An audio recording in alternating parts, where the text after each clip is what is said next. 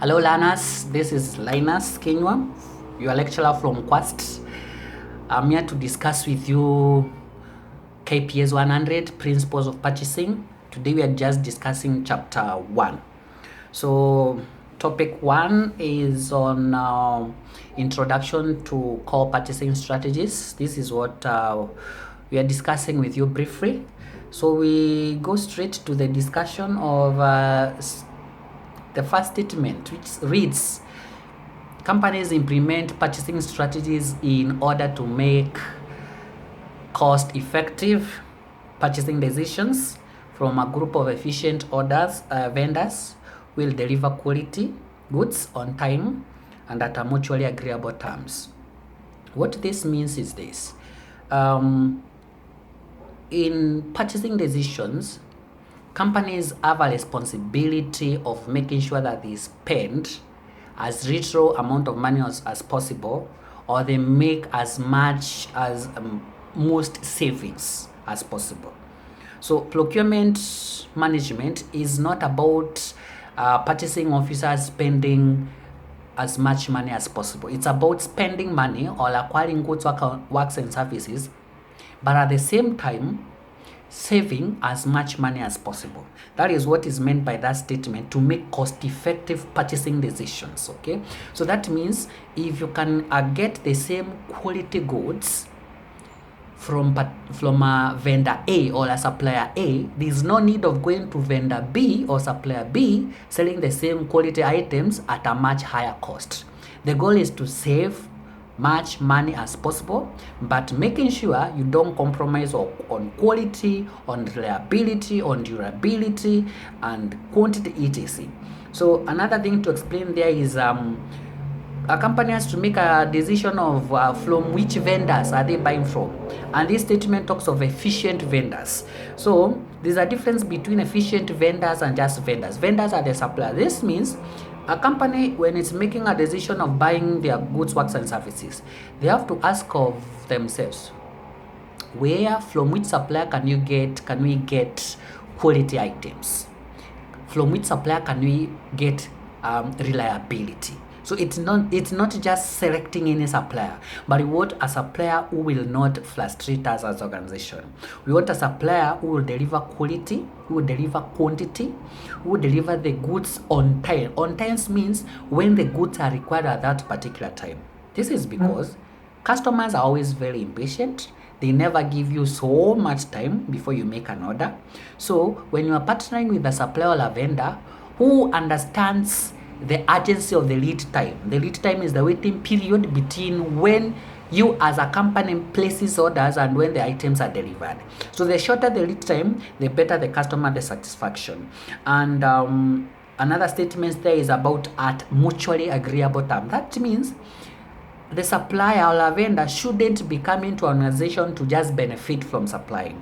They should benefit, yes, from the money that you are paying them, but yours also as the company, we should benefit from the quality items that they should be delivering. That is what you mean by mutually agreeable. So it must be a win-win kind of a relationship.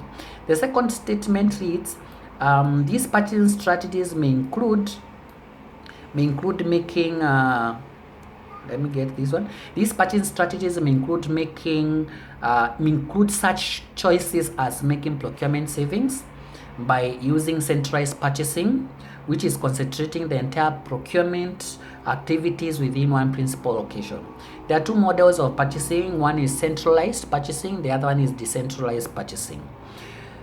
This means depending on the kind of the model that the purchasing company or the procurement company or department wants to use, whichever favors them in terms of making savings or saving as much amount of money as possible while getting goods that are reliable, on time, at exact location, then that is what the management should adopt. So here, one organization may adopt to use what we call centralized purchasing.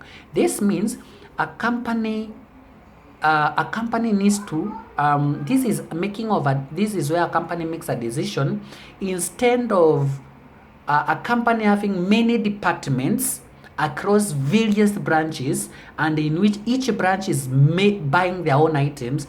Centralized purchasing means a company centralizes all the purchasing, all brings together all the acquisition of goods, works, and services. So these acquisition of goods, works, and services are done at a primarily one location, and from that one location, distribution is done to all other locations or to all other departments. That is advantageous because the company can benefit from what you call bulk purchasing. So if you're buying from one principal location, you can group so many other orders or supply from so many departments or from so many other branches, bring them together, consolidate them. Then when you are making an order, you'll be doing a bulk order. So whenever you do a bulk order, you benefit, you enjoy what you call bulky discount. So you just, because you are buying in wholesale, for example, then from there you are going to distribute into those either small departments or those other small branches that you may be having. So that is one way of ensuring making what you are calling procurement savings. The other statement is like this: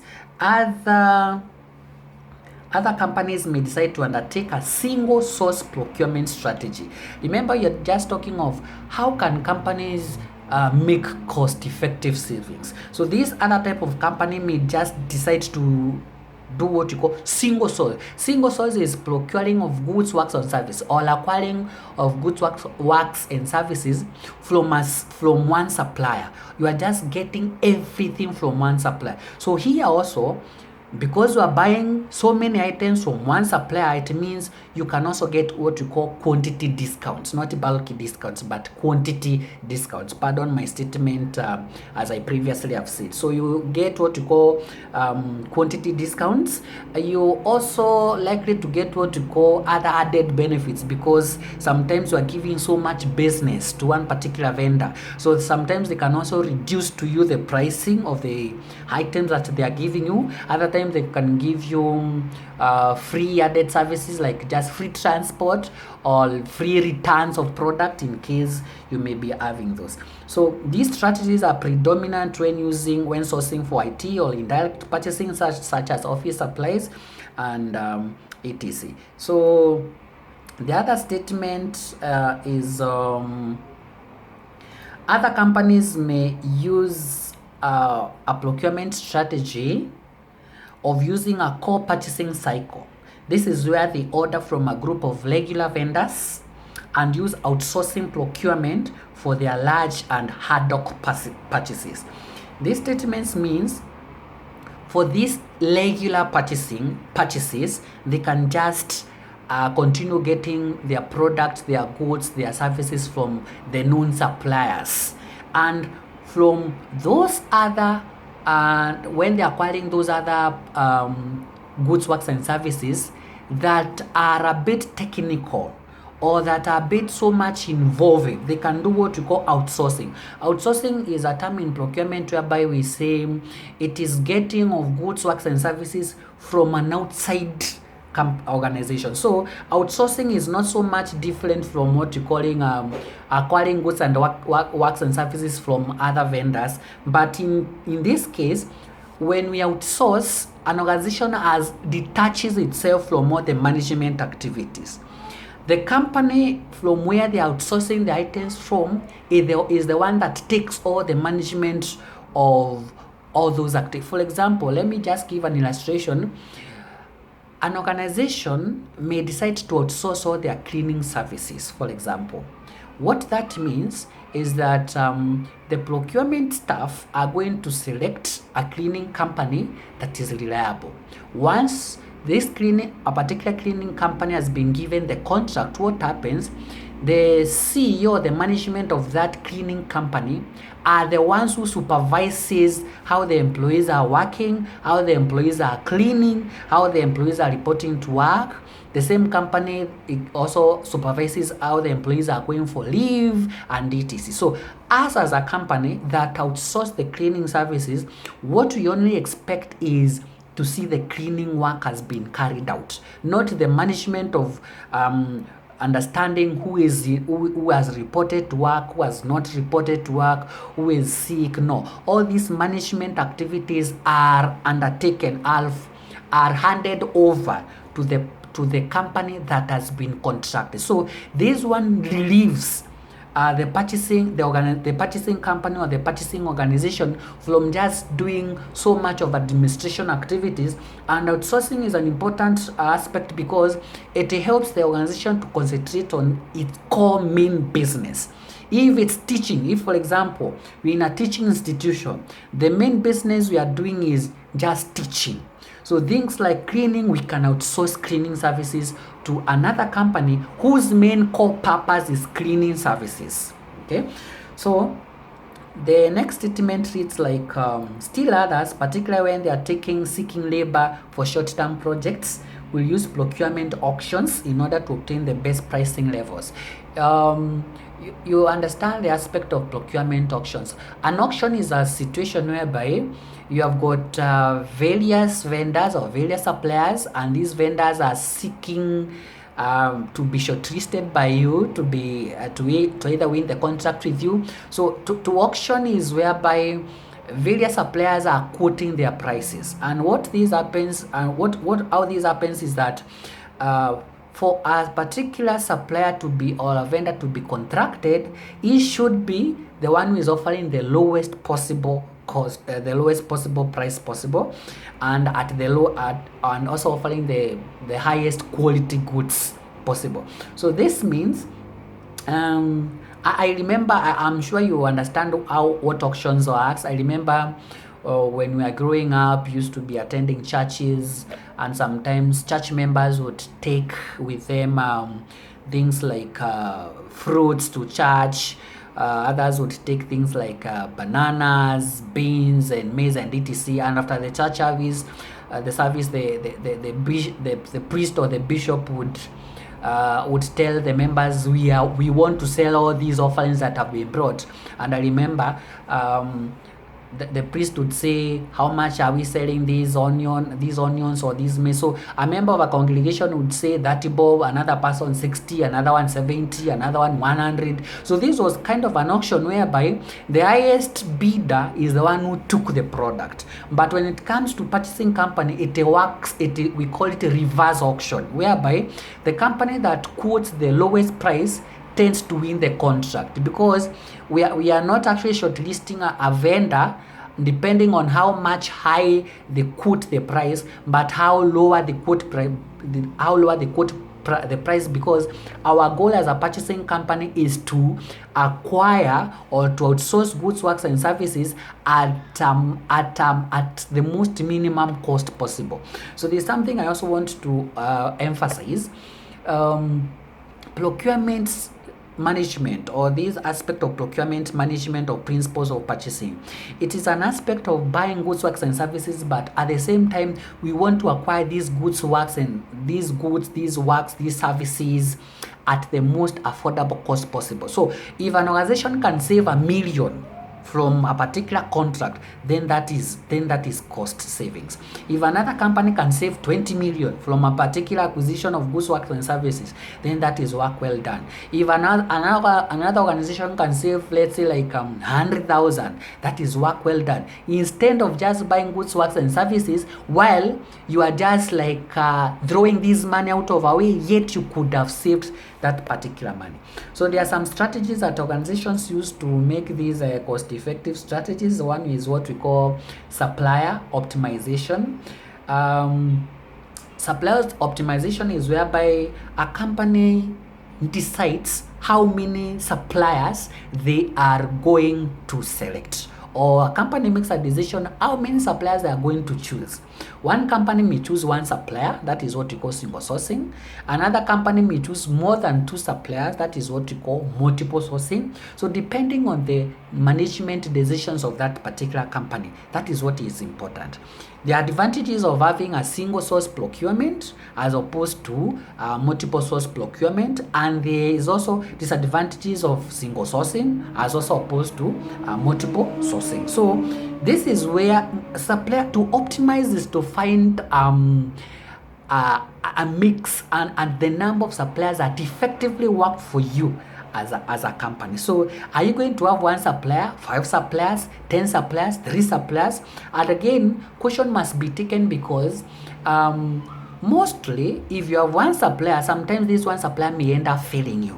Another company may select like 3 suppliers, whereby if one supplier feels that particular company at that particular time, they can actually call the other 2 suppliers. Though there is also an aspect of relationship management, because the more suppliers you have, the more the relationship you have to build with them. So that is one way of implementing these purchasing strategies.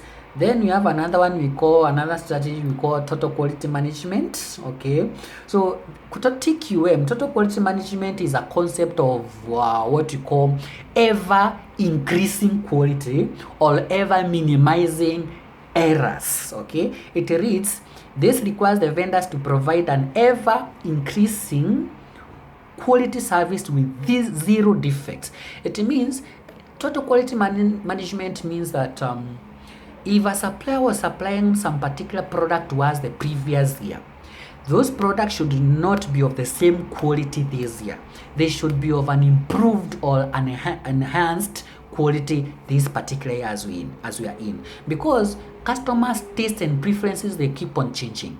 There is no way, we are in 2020, there is no way you can be supplying the same taste of items, the same quality of items as of 2019, when customers have already moved ahead and they're even looking for other organizations that are even having newer, more products or goods, works, or services. So total quality management, we want suppliers who are always trying to be innovative, to be creative, releasing out a new taste, new appearances, because these are all the things that actually attract the customers. And the goal of us as a purchasing department or as a purchasing organization is to ensure that we are able to satisfy as many customers as possible, because we want repeat business. Okay, so another strategy is doing what we call risk management. Okay, so when you're talking of risk management in supply chain, it's really a concept of asking ourselves as a purchasing department,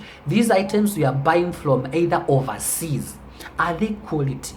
Are we just trying to implement buying products from China or from other developed countries to bring to our organization, and we may not have they may not be of approved quality? Okay, so this aspect of risk management is it's a 50-50 kind of a decision, whereby if we are retaining the local suppliers, for example, are they giving us the quality? Or if we go abroad or overseas, or what we call international purchasing, and get these products from there, are they really going to give us the quality that our customers are actually requesting for? So if we can go outside and get items that are of lower price, get items that are of higher quality, get items that are that are more reliable, then we can just go ahead and risk and acquire those particular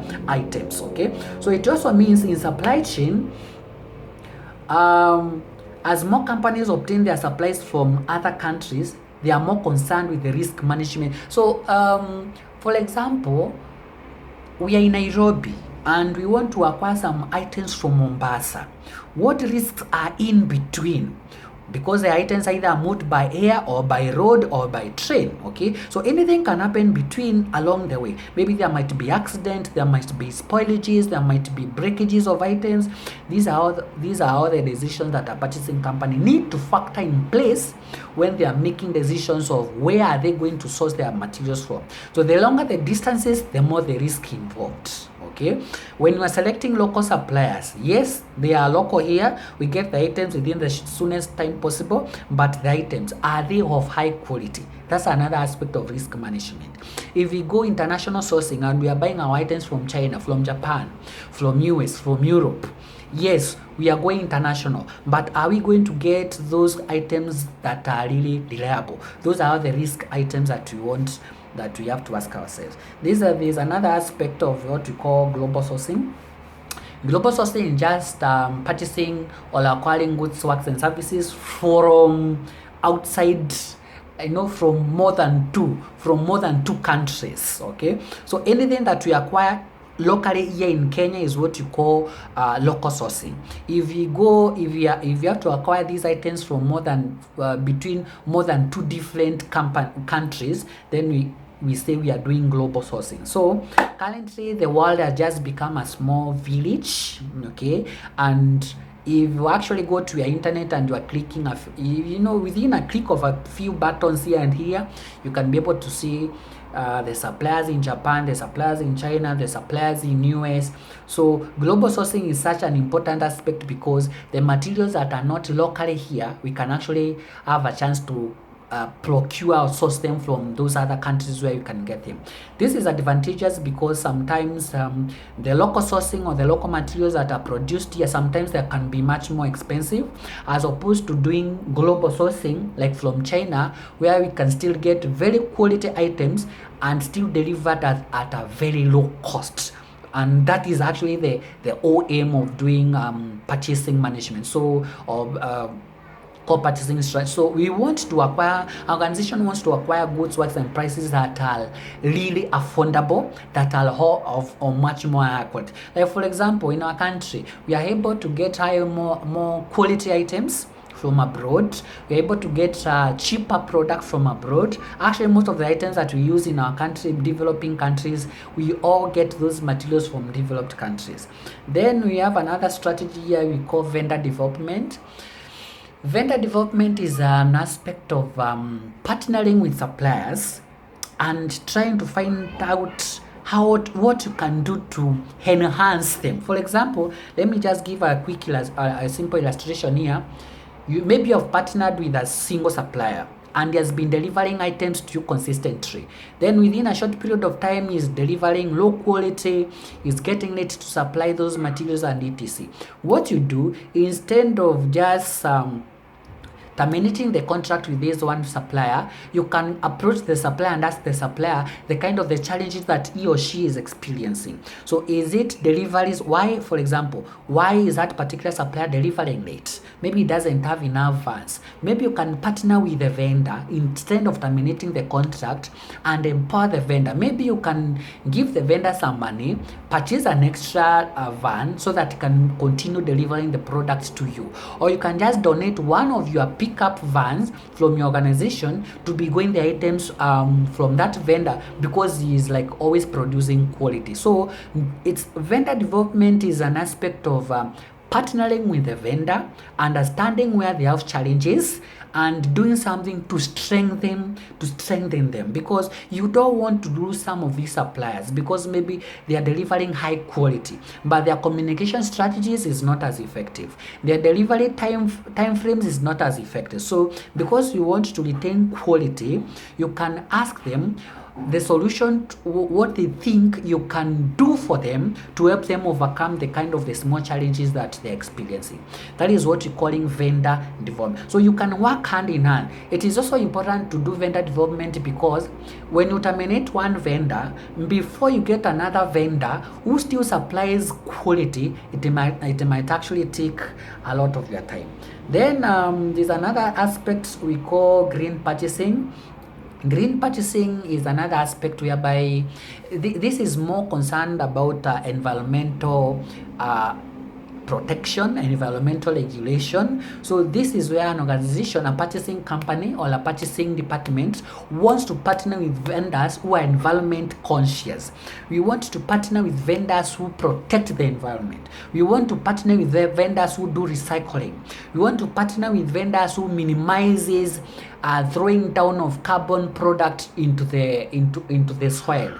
We want to partner with vendors who are just who want to minimize pollution to the environment. Okay, so this is what we call a green initiative. You want to partner with organizations that are not so much into doing business or destroying the environment, but want to partner with vendors or suppliers who wants to do business, but at the same time want to protect our environment, want to keep our environment clean, want to recycle the product. For example, you have seen many street boys collecting cans of juices, of takeaway bottles of maybe the juices that we take and etc. So these are initiatives that are initiated by the company as a way of trying to collect all these leftovers or remains of some of their packaging products.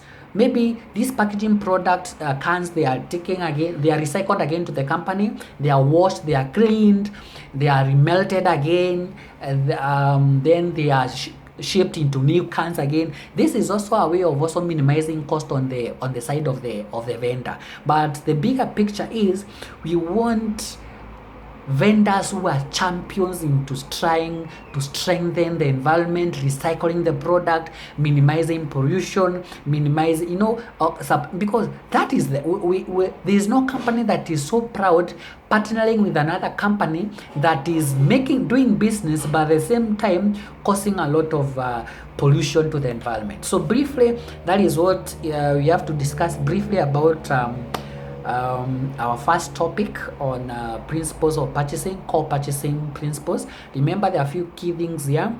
The main goal of any purchasing company is to acquire goods, works, and services, but at the same time minimize the expenditures that they use. This means a company has to make sure that they save as much money as possible whenever they are doing all the acquisitions. So feel free to ask me of any questions. You can ask your friends, and I think we have also I've got other forums of like the chat room whereby we can ask a few questions and know the way forward. So that's all for this the first topic. I wish you all the best as you continue doing your revision. Thank you.